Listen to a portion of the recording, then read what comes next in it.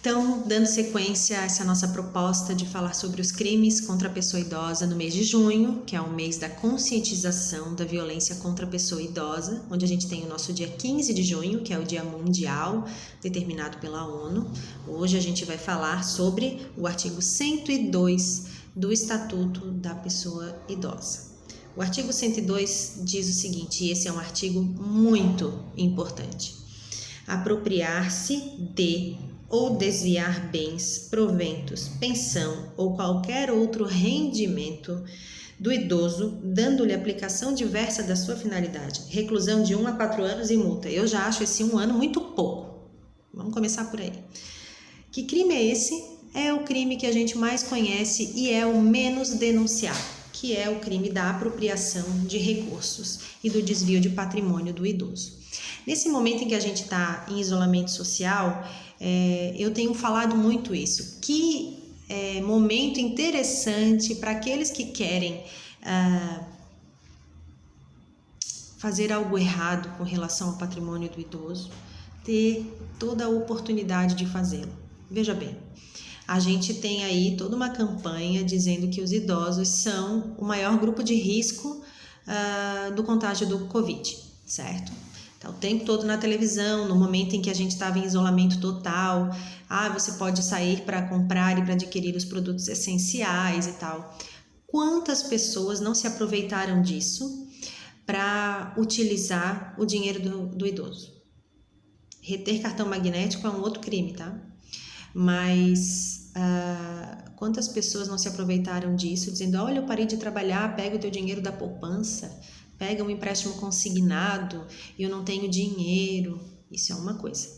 Outra coisa que é bastante interessante é o idoso, por confiar no filho, na filha, na nora, enfim, qualquer pessoa da sua relação, em determinado momento, para não ter mais que ir ao banco, principalmente, ele faz uma procuração pública para aquela pessoa.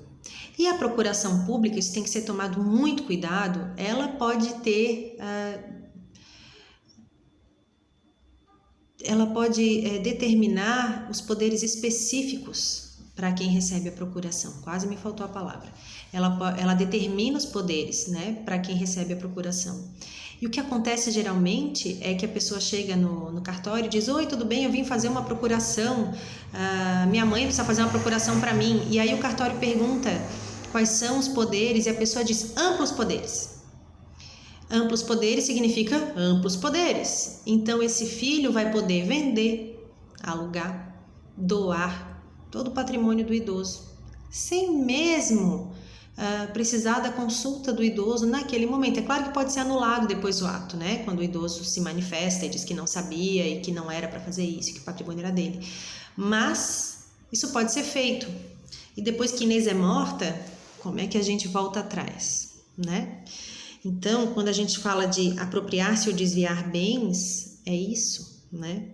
Proventos e pensão também é quando a gente pega o cartãozinho, diz, olha, me dá aqui o teu cartão que eu vou sacar o teu dinheiro. E aí o idoso, eu já conversei com muitos idosos que nem sabiam qual era o valor que eles recebiam.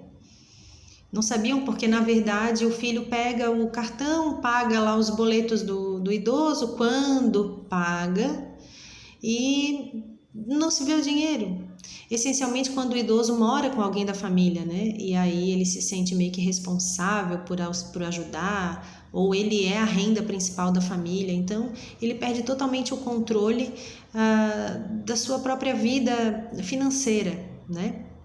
Aqui entra também quando o filho pega um empréstimo consignado, sem a ciência do idoso, isso até pode ser revertido judicialmente.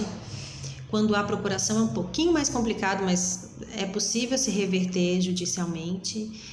Lembrando, né, que esses empréstimos consignados só podem chegar até 30% dos rendimentos do idoso e quando é cartão de crédito consignado a 35%, mas isso pode acontecer.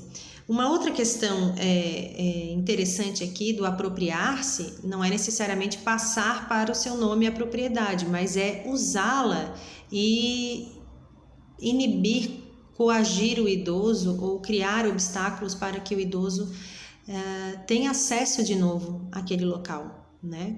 Então, eu já acompanhei casos, por exemplo, de um idoso estar com um familiar e um filho se mudar para a casa que era do idoso e não querer sair, o idoso precisar alugar aquela casa para ter uma renda e o filho dizer que não, que tem parte, que é herança. Mas, gente, a herança só se dá quando a pessoa morre, né? Não existe herança prévia.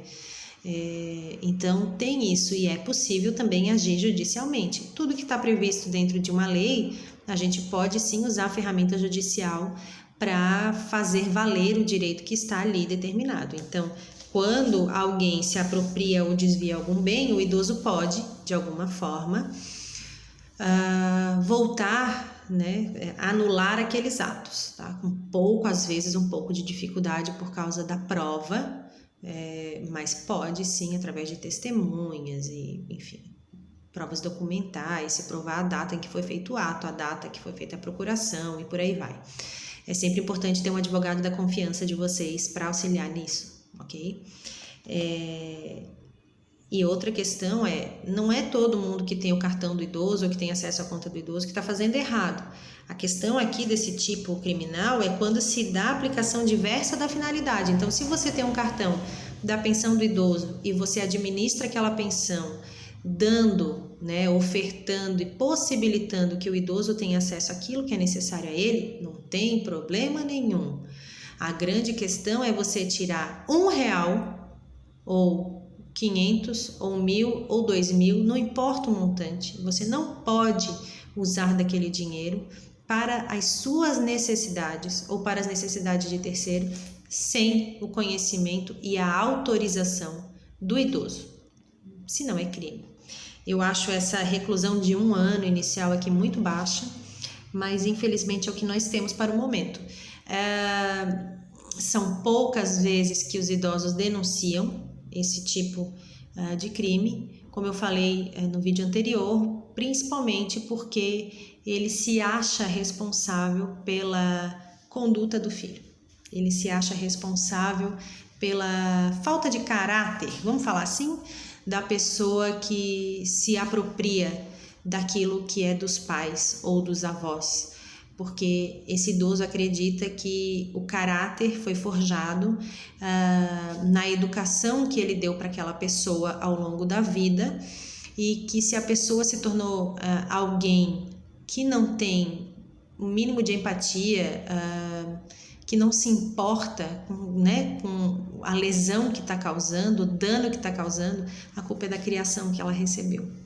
É uma situação muito delicada quando a gente fala das relações familiares e o que os nossos idosos, que são idosos hoje, especialmente os longevos, que ainda são de uma estrutura familiar mais sólida, mais rígida, né? E com os papéis mais definidos, eles realmente se sentem muito culpados quando os filhos fazem mal a eles, né? Isso é uma questão bastante curiosa. E, enfim, tá aí a psiquiatria e a psicologia para explicar.